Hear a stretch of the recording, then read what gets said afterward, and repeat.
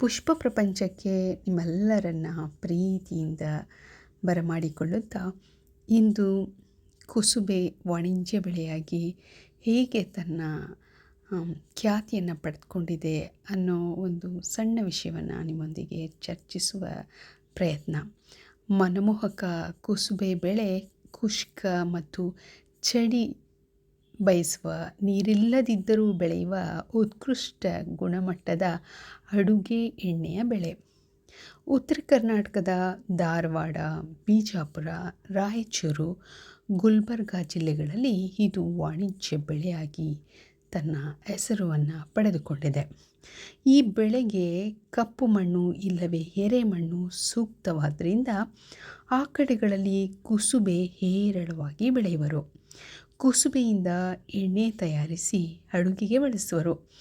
ಕುಸುಬೆ ಹೊಟ್ಟು ಇಲ್ಲವೇ ತೌಡನ್ನು ಜಾನುವಾರುಗಳಿಗೆ ತಿಂಡಿ ಅಥವಾ ಆಹಾರವನ್ನು ತಯಾರಿಸಲಿಕ್ಕೆ ಬಳಸುವರು.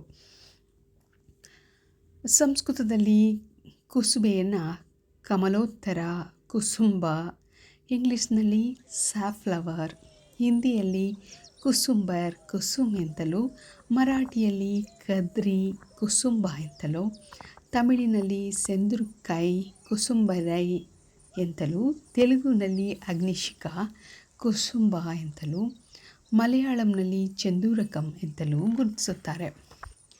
ಇನ್ನು ನಮ್ಮ ಜನಪದ ಗಾದೆಯಲ್ಲಿ ಕುಸುಬೆಯ ಕುರಿತಾಗಿ ಒಂದು ಸುಂದರ ಹೊಗಟೊಂದು ಈ ರೀತಿ ಇದೆ. ಮುತ್ತಿನಂಥ ಮಗ ಮುಳ್ಳಲ್ಲಿ ಬಿದ್ದಿದ್ದಾನೆ ಎಂಬ ಹೊಗಟಿಗೆ ಉತ್ತರ ಕುಸುಬೆಯಲ್ಲವೇ? ಕುಸುಬೆಯಲ್ಲಿ 2 ವಿಧಗಳಿವೆ. ಎಣ್ಣೆ ಬೀಜಕ್ಕಾಗಿ ಮತ್ತು ಡೈ ತಯಾರಿಸುವುದಕ್ಕಾಗಿ ಈ 2 ವಿಧಗಳನ್ನು ಬೆಳೆಯಲಾಗುತ್ತದೆ. ಎಲೆಗಳು ಮುಳ್ಳಿನಿಂದ ಕೂಡಿರುತ್ತವೆ. ಇದು ವಾರ್ಷಿಕ ಬೆಳೆಯಾಗಿದ್ದು ಗಿಡವು 1 ರಿಂದ 3 ಅಡಿ ಎತ್ತರ ಬೆಳೆಯುತ್ತದೆ. ಹಳದಿ ಇಲ್ಲವೇ ಕೆಂಪು ಬಣ್ಣದ ಹೂಗಳಿರುತ್ತವೆ. ಬಂಗಾರ ವರ್ಣದ ಹೂಗಳು ಗಿಡಗಳಲ್ಲಿ ನಳನಳಿಸುತ್ತಾ ತನ್ನ ಆಕರ್ಷಕ ಸೌಂದರ್ಯದಿಂದ ಎಲ್ಲರನ್ನ ತನ್ನೆಡೆಗೆ ಸೆಳೆಯುತ್ತದೆ. ಬೀಜ ಬಿತ್ತಿದ 4 ರಿಂದ 6ನೇ ವಾರಗಳಲ್ಲಿ ಬೆಳೆದ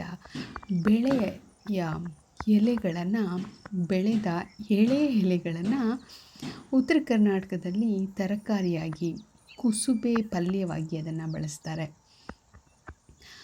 ಹಾಗೆಯೇ ಕುಸುಬೆ ಬೀಜಗಳನ್ನು ಕುಟ್ಟಿ ಚಟ್ನಿ ಪುಡಿ ತಯಾರಿಸಿ ರೊಟ್ಟಿಯೊಡನೆ ಸೇವಿಸೋದು ಕೂಡ ಕಾಣುತ್ತದೆ. ಕುಸುಬೆಯ ಬೀಜ ಅತ್ಯಂತ ಪುಷ್ಟಿಕರವಾಗಿರ್ತದೆ. ಬೀಜದಿಂದ ತಯಾರಿಸಿದ ಎಣ್ಣೆಯನ್ನು ಅಡುಗೆಯಲ್ಲಿ ಬಳಸಲಾಗುತ್ತದೆ. ಹಾಗೆ ಕುಸುಬೆಯಿಂದ ಸಾಕಷ್ಟು ವಿಧದ ಖಾದ್ಯಗಳನ್ನು ಕೂಡ ನಮ್ಮ ಉತ್ತರ ಕರ್ನಾಟಕದ ಹೆಂಗಳೆಯರು ಮಾಡಿ ಸವಿಯೋದನ್ನು ಕಂಡಿದ್ದೇನೆ. ಕುಸುಬೆ ಎಣ್ಣೆ ರುಚಿಕರವಾಗಿರ್ತದೆ. ಕುಸುಬೆ ಎಣ್ಣೆಯನ್ನು ತುಪ್ಪದಲ್ಲಿ ಬೆರೆಸಿ ಕಲಬೆರಕೆ ಮಾಡಿ ಮಾರಲಾಗ್ತದೆ ಎಂಬ ಇದರ ಬಗ್ಗೆ ಕೂಡ ಎಚ್ಚರಿಕೆಯ ನುಡಿಗಳನ್ನು ಆಗಾಗ ಜನರು ಹೇಳೋದನ್ನು ಕೇಳಿದ್ದೇವೆ. ಹಾಗಾಗಿ ನಾವು ಈ ನಿಟ್ಟಿನಲ್ಲಿ ಸ್ವಲ್ಪ ಎಚ್ಚರಿಕೆಯನ್ನು ವಹಿಸೋದು ಸೂಕ್ತ. ಈ ಗಿಡದ ಉಪಯುಕ್ತ ಭಾಗಗಳು ಯಾವಪ್ಪ ಅಂತ ಅಂದರೆ ಬೇರು, ಹೂವು ಮತ್ತು ಕುಸುಬೆ ಬೀಜ, ಹೀಗೆ ಸಂಪೂರ್ಣ ಗಿಡ ಕೂಡ ಉಪಯುಕ್ತವಾಗಿರುವಂಥದ್ದು.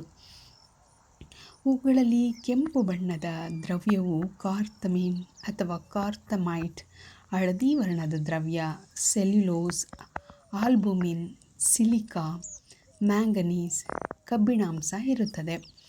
ಬೀಜಗಳಲ್ಲಿ ತೈಲದ ಅಂಶ ಅಧಿಕವಾಗಿರುತ್ತದೆ. ಬೇರು ಮೂತ್ರಸ್ರಾವ ಹೆಚ್ಚಿಸುವಂಥದ್ದಾಗಿದ್ದು ಬೀಜಗಳು ವಿರೇಚಕ ಗುಣ ಹೊಂದಿರುತ್ತವೆ. ಒಣಗಿದ ಕುಸುಬೆಯ ಹೂಗಳು ಕಾಮಾಲೆಯಿಂದ ಬಳಲುವವರಿಗೆ ಉಪಯುಕ್ತವಾಗಿ ಬಳಸಲಾಗ್ತದೆ. ಚರ್ಮ ರೋಗಗಳಿಂದ ನರಳುವವರಿಗೆ ಕುಸುಬೆಯ ಗಿಡವನ್ನು ಎಳ್ಳೆಣ್ಣೆಯಲ್ಲಿ ಕುದಿಸಿ ಆರಿಸಿ ಅದನ್ನು ಲೇಪಿಸೋದ್ರಿಂದ ನವೆ ಕಡಿಮೆಯಾಗುತ್ತದೆ. ಅಲ್ಲದೆ ಈ ತೈಲವನ್ನು ಸಂಧಿವಾತ ಮತ್ತು ಕೀಲು ನೋವುಗಳಿಂದ ಬಳಲುವವರು ಕೂಡ ಇದನ್ನು ಬಳಸಬಹುದು. ಮೂಗಿನ ತೊಂದರೆಗಳಲ್ಲಿ ಮತ್ತು ಮೈಕೈ ನೋವಿಗೆ ಒಣಗಿದ ಹೂಗಳಿಂದ ತಯಾರಿಸಿದ ಕಷಾಯ ತುಂಬ ಉತ್ತಮವಾದದ್ದು. ಇನ್ನು ಎಣ್ಣೆ ತೆಗೆದ ಮೇಲೆ ಉಳಿದ ಹಿಂಡಿ ಹಸುಗಳಿಗೆ ಆಹಾರವಾಗಿ, ಕಬ್ಬು ಮತ್ತು ಇತರ ಬೆಳೆಗಳಿಗೆ ಗೊಬ್ಬರವಾಗಿ ಬಳಸಲಾಗ್ತದೆ. ಅಲ್ಲದೆ ಇದನ್ನು ಸಾಬೂನು ಮತ್ತು ವಾರ್ನಿಷ್ ತಯಾರಿಸಲು ಉಪಯೋಗಿಸಲಾಗ್ತದೆ. ಅಂದರೆ ಪಾಲಿಷ್ ತಯಾರಿಸಲು ಕೂಡ ಬಳಸ್ತಾರೆ. ಡೈಗಾಗಿ ಉಪಯೋಗಿಸುವ ಕುಸುಬೆ ಹೂಗಳನ್ನು ಗಿಡದಿಂದ ಕಿತ್ತ ಮೇಲೆ ಬಿಸಿಲಿನಲ್ಲಿ ಒಣಗಿಸಲಾಗ್ತದೆ. ಆದರೆ ನೇರ ಬಿಸಿಲಿಗಿಂತ ನೆರಳಿನಲ್ಲಿ ಒಣಗಿಸೋದು ಸೂಕ್ತ ಎನ್ನುವಂಥದ್ದನ್ನು ಕಾಣ್ಬೋದು. ಒಣಗಿದವುಗಳನ್ನು ನಂತರ ಪುಡಿ ಮಾಡಿ ಮಾರುಕಟ್ಟೆಗೆ ಕಳಿಸಲಾಗ್ತದೆ. ಇದಿಷ್ಟು ಕುಸುಬೆಯನ್ನು ಕುರಿತ ಒಂದಷ್ಟು ಮಾಹಿತಿ. ಮತ್ತಷ್ಟು ಉತ್ತಮ ಮಾಹಿತಿಯ ಹೊತ್ತು ತರುವೆ ನಿಮಗಾಗಿ.